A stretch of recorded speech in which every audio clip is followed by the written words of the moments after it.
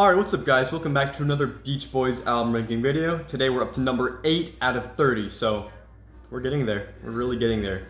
And this album's really special we're talking about today, but before I get into this album, let me just recap on the last video. So last video we checked out Adult Child, unreleased, weird-ass album, just an oddity within the Beach Boys' discography. And you can't really even say it's within the Beach Boys' discography because it's not even really an album that exists. I mean, it does, but it never came out and really hasn't been released in full yet. But anyway, I love that album, and it's just a completely weird fucking record. And the album we're looking at today is no different. This was actually released 10 years before Adult Child was planned to be released.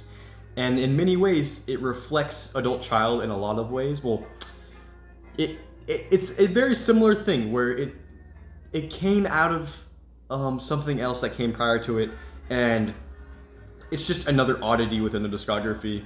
And you guys can see it in the title, you can hear it in the background maybe. But without any further ado, released on September 16th, 1967. It could be earlier or later. It was September 1967. Can't remember the exact date, but released in September 1967, the band's 12th studio album. My profile picture, Smiley Smile. Oh, the record's coming up. So yeah, so this record right here is, wow, what a fucking classic, but also what a weird one. So the background is probably one that most people watching this know of already, but if you don't know, I kind of just have to backtrack back to Pet Sounds. So I've made the analogy to Pet Sounds a million times, but I'm gonna have to do it again because this is the album that basically needs it the most. So we go back to 1966. The Beach Boys record Pet Sounds, written by Brian, and you know, while it doesn't chart as well as they wanted it to, while it charts less than their previous records, it does amazing from the critics. The critics love it, you know, critically acclaimed, and it's just a huge step forward in terms of popular music. And because of the hype it generated and the amount of musical innovation it had, fans were looking for something else. So in October 10th, 1966, later in the year, they released Good Vibrations, their biggest single ever. And it exploded, and it basically just showed people that not only the Beach Boys could make just phenomenal, groundbreaking music, but that popular music could be something more than just a single thing. And you know, even though it was a single, but really it was groundbreaking. It was, you know, at the time it was the most expensive, well, I think still to this day, but at the time it was the most expensive single ever recorded. In today's money, I think it was around $600,000 it took to make that song, so it's fucking crazy. And yeah, it was just a huge song, and you know, because of Good Vibrations and because of, you know, all the media labeling Brian Wilson as a genius, as, you know, a master producer, just a music legend at the time, their hype for their next album was huge, and the next album was initially going to be Smile, and it goes a lot deeper than what I'm about to say, but I'll just give a brief summary of basically what happened. So Pet Sounds is recorded, right? And then in early mid-66, Brian and the rest of the band starts recording Good Vibrations with the Wrecking Crew, obviously. And near the middle of the year, you know, as we get to like maybe August, September, they start working on their next album. Initially titled Dumb Angel, but they changed the name to Smile. And Smile was to be Brian Wilson's magnum opus. And from mid-late 67 mid-late 66 all the way to about early mid-67, the band was working on Smile, and they poured a shit ton of work into it and recorded a bunch of tracks. But as most of you know, due to, you know, just building pressures that Brian was facing, to disagreements from other band members, to pressure from the label, to just too many things going on at once, the band, but mainly Brian, decided to shelve Smile and leave it unreleased. And really, that was probably the biggest mistake the Beach Boys ever made in their entire career. You know, the Beach Boys made a lot of shitty decisions, from not playing Monterey Pop to, you know, not releasing Adult Child, to just other things here and there. You know, certain singles not being on records, certain albums having certain songs that shouldn't have been on them, whatever. You know, there was a lot of what ifs in their entire career, but the biggest what if in their entire history is what if Smile came out. Because, you know, Pet Sounds changed everything. Pet Sounds changed not only everything for the Beach Boys, but for popular music. You know, the most popular example. You know, it directly inspired the Beatles to make Sgt. Pepper's Lonely Hearts Club Band. And, you know, because Smile never came out, Sgt. Pepper's was kind of seen as the apex album of its time, which, you know, I'm not going to argue that. It's an amazing record, and it was definitely one of the most groundbreaking albums ever. But Smile, in my opinion, it was, well, is and was on a completely different level. And as most of you know, in 2011, all the tapes and the recordings were compiled together, edited together based on Brian's 2004 Smile to make the Smile Sessions, which basically came out as an archival release, giving people an idea of what Smile would have sounded like if it was released in 1967. And I will get to my placement for it in a while, but I think most of you already know where that place is for me. Anyway, Smile and Smiley Smile, which is what this album is, are two completely different things, and a lot of people get confused on that because, you know, you hear the titles and they're very similar and they are recorded at the similar times. So I know it's easy to get confused, but basically all you need to know is that Smile was an unfinished, unreleased piece of work that is almost completely separate from what Smiley Smile is and what this album turned out to be. So basically, the simple way to put it is that Smile, they were working on it for a while, but then they never put it out and they shelved it and it went unreleased. And basically this was seen as, well, it was seen as a huge disappointment, but the disappointment really only hit in once this album was released because people didn't really know when Smile was going to come out. And the Beatles, George Martin, just the whole world was waiting, but mainly, you know, music fans and people in the music business were waiting for it to come out because they're like, holy shit, what are the Beach Boys going to do next? And in July of '67, they actually put out a single that they're recording for Smile called Heroes and Villains. It was going to be the lead song of the album, but due to pressure from Capitol and just stress that Brian was dealing with and just too many things going on, they rushed out a quick little version and put it out as a single. It did not do anywhere near as well as Brian wanted. It didn't sell as well as he wanted, and it was just a compromised version of what the masterpiece was supposed to be. And this album actually leads off with it, but we'll get to that in a second. But, you know, they would release that single in July, which was well after Smile was initially planned to be released. But, you know, after that, there wasn't really anything more from Smile, and people were like, what the fuck happened with it? And basically, in September of 1967, after literally a year and a half of waiting, the band put out this, Smiley Smile. And what I will say is, like, while it does not come close to Smile in terms of musical innovation and just as good as it is, Smiley Smile is its own separate thing and should not be judged because it wasn't Smile. You know, a lot of people hate on this record because, like, oh my god, it's not Smile, that means it sucks. Smiley Smile completely stands on its own as its own separate thing and its own unique piece of art. It's just completely different. And I will agree, it's nowhere near as good as Smile, but I think it deserves a similar level of praise just because it's just everything the Beach Boys were doing up to that point. You know, everything they had been doing was just progression and just growth and bigger productions every single time. Good Vibrations was huge. And this album comes out in September of '67, and people are like, what the fuck? Smiley Smile is a short, quiet, weird, quirky, lo-fi album. And when you compare it to Smile, which was recorded in a bunch of different recording studios with, you know, dozens and dozens of session musicians and months and hundreds of thousands of dollars put into recording, Smiley Smile was recorded at Brian's home studio with the guys, and, you know, just they're having fun with it. So that's basically the story. There's a lot more to Smile that happened, that went around, but when I get to the Smile review, I'll pretty much talk about everything I could think of. But for this review, that's pretty much all you really need to know. So Smile doesn't come out, and they released this instead. So, as I said, in July of 1967, Heroes and Villains was released as a single, and it leads off this record. So, Heroes and Villains, the signature song, the signature song of what Smile was supposed to have, gets cut short for a single version, basically rushed together, and it's featured as the main song, the first song on this album.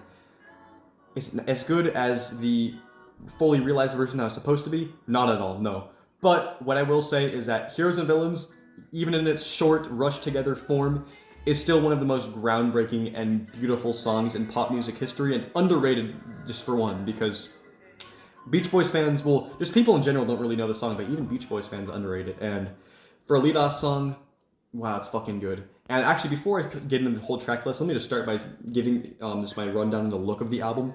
So, I'm actually not sure who did the cover art of this. I saw something on the Beach Boys subreddit who posted something about it, but I actually don't remember. But what I will say is this is probably one of if not my favorite Beach Boys album cover, along with Surf's Up, Beach Boys Love You, Friends. Just dude, it's the mood that this album's music gives out fits the album cover perfectly, and just knowing all the drugs the guys were doing at the time, it's just like holy shit, like the elephant, the fucking jaguar, the giraffe, the bird, this dude up here, like it's so weird, it's so unusual. You see the little house, you see the little smile on it, and you see the smoke coming up. It's just pure psychedelia. And what I will give this record, you kind of look at it initially and you're like, at the time, psychedelia was becoming huge, the whole psychedelic sound. And while this record at first glance doesn't really fit that, doesn't fit the huge, big, bright, colorful sound of the psychedelic era, it is one of the most psychedelic albums we'll ever listen to, and it's just so unusual, but in a great way. Back cover, really cool, faded kind of green. This is original 67 mono. I love the thing it says on here, the smile that you send out returns to you. Really cool saying, flowers, whatever. So already a completely different look from Pet Sounds. This is actually the band's first illustrated album cover. Surfing USA, no, that was a picture. So I'm pretty sure, yeah. So this was actually the band's first illustrated album cover, a painting.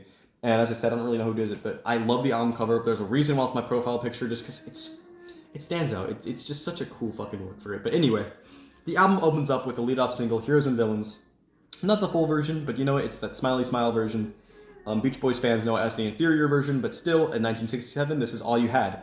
And despite that, what a fucking amazing track. It's so unique and original, and comparing it to Good Vibrations, it instantly sounds like Good Vibrations 2.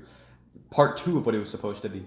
And, if you listen to the Smile Sessions version and, the other, part 1, part 2 versions and all the other fan mixes and other things, this is, in my opinion, the most inferior, just because it doesn't have the full experience. It's the shortest version out of the main Heroes and Villains versions, and it just doesn't have as much. But that being said, it still sounds like an evolution of Good Vibrations, and Brian's vocals on the verses, and the creepy choruses and the beautiful harmonies, and it just comes together to create just an amazing listen.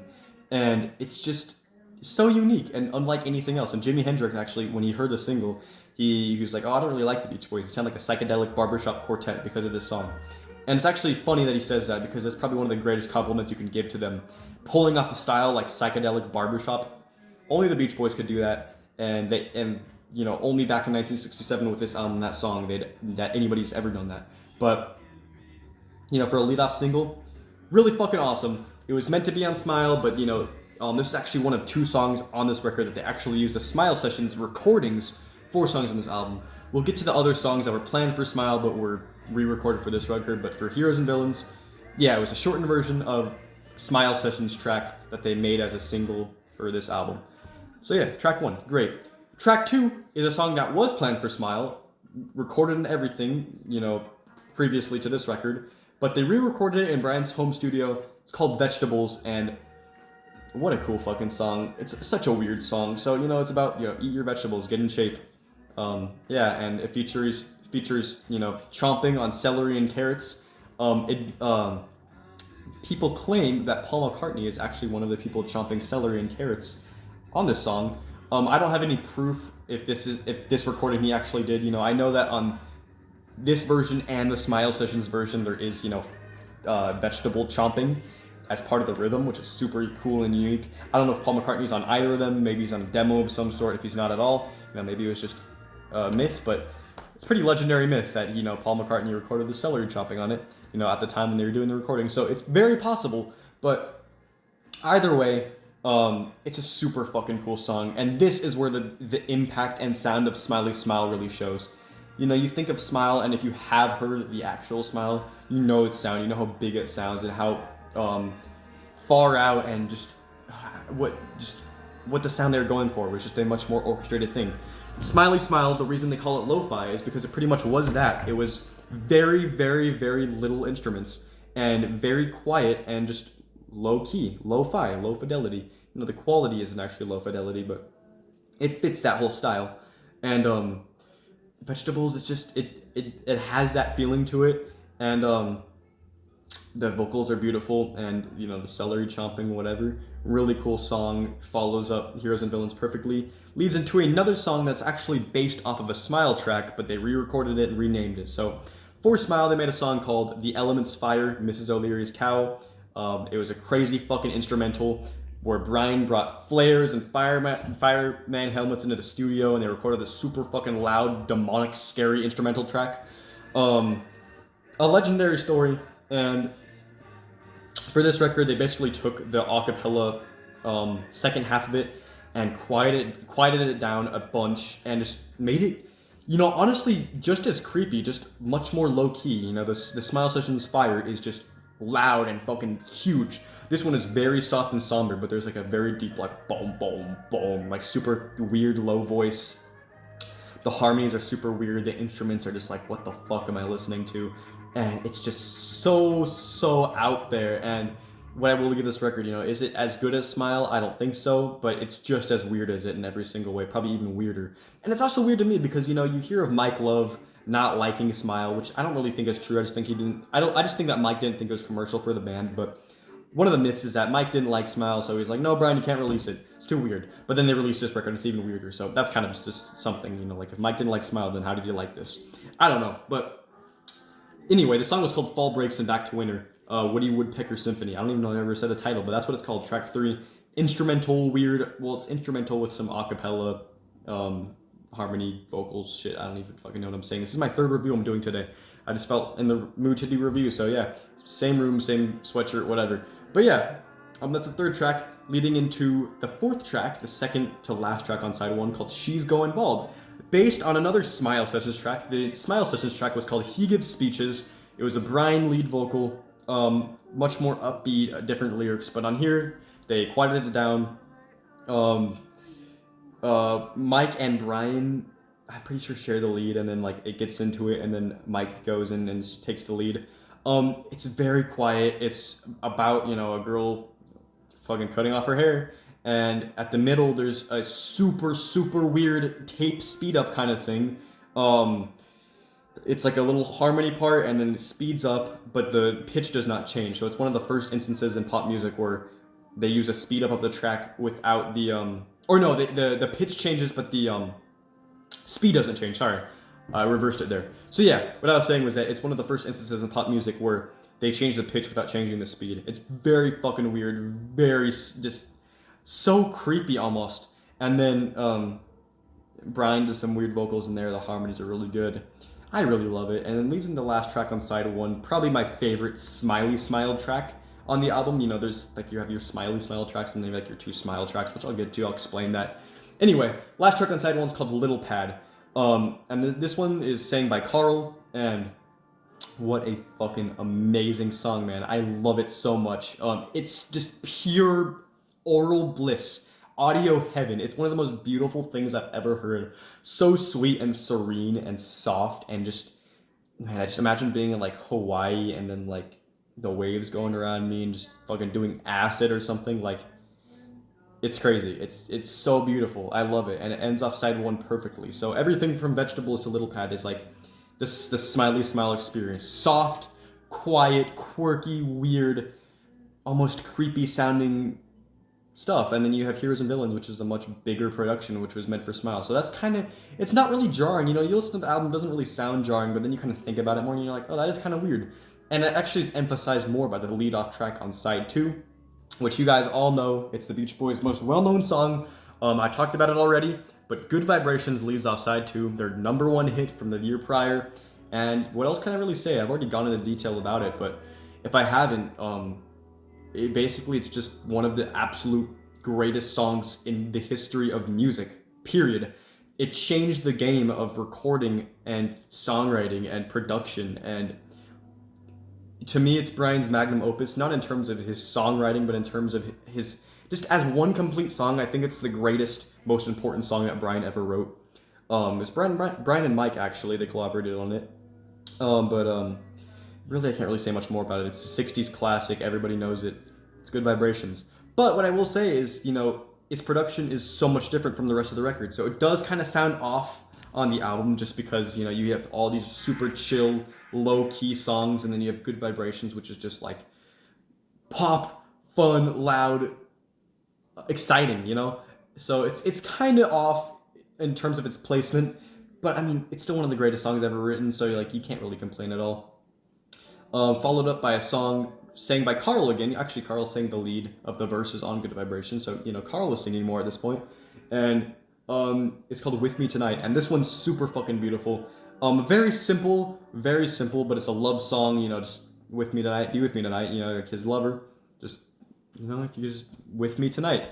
And Carl's voice is just fucking beautiful. The instrumentation is just very sparing. There's not a lot on it, but it just works so well just because the whole vibe of it is super quiet and low key, and I really love it. Followed up by probably, okay, maybe this is my favorite Smiley Smile track on the record. It's kind of weird categorizing it into two different sections because it's just one record, but this was actually a Smile track written for Smile, but you know, as I said, they never finished Smile, so they re-recorded it, and it's called Wind Chimes. Now, this version compared to the version on Smile are actually very, very different. Vegetables is pretty different, but the melody is like very similar. Wind Chimes, similar melody, but the whole vibe is completely different. I mean, Vegetables is too, but I mean, so I guess I could say they're all is. And then there's one more adapted song from Smile that I'll get to after. Anyway, kind of going off on a tangent, but Wind Chimes is fucking creepy. Oh my god, it just starts off just like whatever instruments and whatever sounds they use just creates just such a weird ass atmosphere, and it's so weird. And then you get to the middle and you get this weird ass loud noise, and you get some more weird sounds, and then you get the end, which is a beautiful fucking acapella, you know, whispering winds, a whistling or whatever. Wow, you kind of just have to listen to it for yourself. You kind of just have to sit down with headphones and listen to this album to know what I'm talking about. But Wind Chimes, creepy, eerie, but catchy and beautiful at the same time. It's just completely unique. Followed up by actually a single that was released off of this record. I'm pretty sure it was after this record came out. But funny enough, it was actually released under Brian Wilson and Mike Love. It's called Getting Hungry. And, you know, as I said, it was released as a single, not under the Beach Boys, under Brian and Mike's name. But the cover of this single actually was Mike and Carl, not even Brian, so they didn't even know who they were talking about. But anyway, this is cool. This is like more of the upbeat Smiley Smile song on this record. Besides Good Vibrations and Heroes and Villains, it's like the only other upbeat song that really has percussion. And I really like this one. It has very soft, kind of creepy verses, and then the chorus you can hear in the background. You know, they're more shouting, more high energy. I really like it. It's a really good song. This one was actually just written directly for this album. Same thing with She's Going Bald, Little Pad, and With Me Tonight. Really great song. And then followed up by another adapted Smile track called Wonderful. Now on Smile, this was a harpsichord, Brian Wilson lead, just ultra classically influenced, beautiful song. Just like, yeah, it's just like Bach almost. On here, they just take it down to a notch with Carl singing it, almost to like the Wind Chimes level of creepiness, where it's just like super, super quiet and low key, and you can hear it in the background. 1 second. Go play.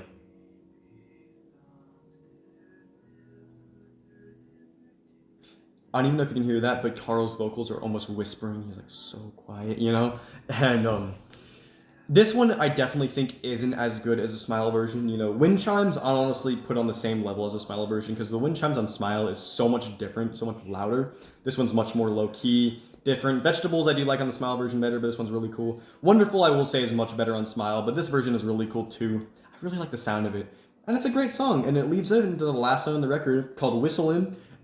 This one is just kind of like a little acapella thing at the beginning. You're like whistling, and then kind of gets in like remember the day, remember the night, with Carl singing it. Really short, it's only like a minute long, and then it ends up the album. So that's Smiley Smile for you. Basically it's kind of in two camps. You have Heroes and Villains, and well, kind of three camps. So you have Heroes and Villains and Good Vibrations, which were recorded in a completely different studio setting and environment than the rest of the tracks, planned for Smile, and just are a completely different sound. And they're the two best tracks on the album, but they're the two most out of place just because they don't fit the rest of the vibe. I don't think it's a complaint. I just think it's something you kind of have to notice when you're listening to this record. But either way, two indescribable masterpieces. Like, I can't really say much more about them that I haven't already said.